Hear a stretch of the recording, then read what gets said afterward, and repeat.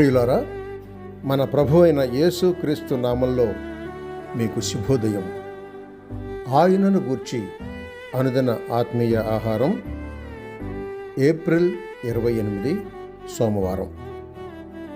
నేటి మన ధ్యాన లేఖనం అపొస్తలుల కార్యములు 12వ అధ్యాయం 23వ వచనం. అతడు దేవుని మహిమపరచనందున వెంటనే ప్రభువు దూత అతని మొత్తెను, కనుక పురుగులు పడి ప్రాణము విడిచెను.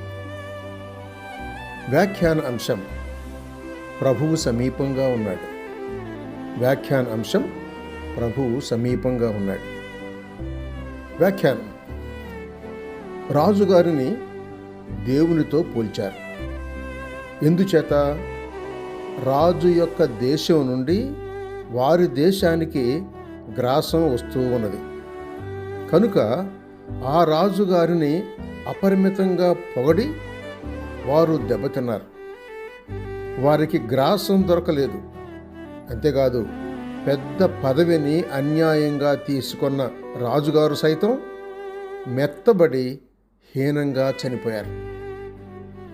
నరుడు దేవుని స్థానాన్ని తీసుకొనుట చిన్నది కాదు. అది మరణకరమైన పాపం సుమి. చూడండి, యోహాను సువార్త 5వ అధ్యాయం 16వ వచనం. ఈ యుగాంతమందు మరొక రాజు లేచి క్రూరుడై సర్వలోకాన్ని వశీకరించుకున్న పిమ్మట 2వ తెస్సలోనిక పత్రిక 2వ అధ్యాయం 4వ వచనం చెబుతున్నట్లు తాను దేవుడను అని తన్ను కనుపరుచుకుంటాడు.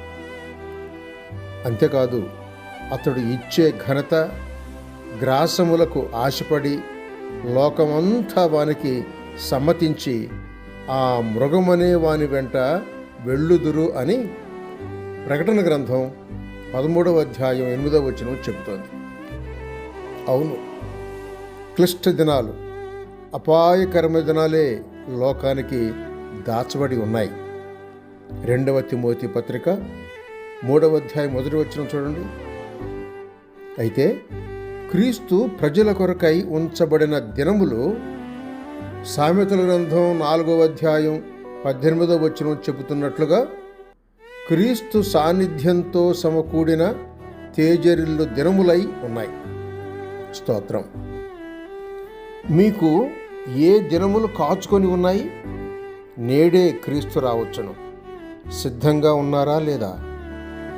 క్రీస్తును నమ్మినవాడు క్రీస్తునే గాని మనుష్యులను మితిమీరి ఘనపరచడు.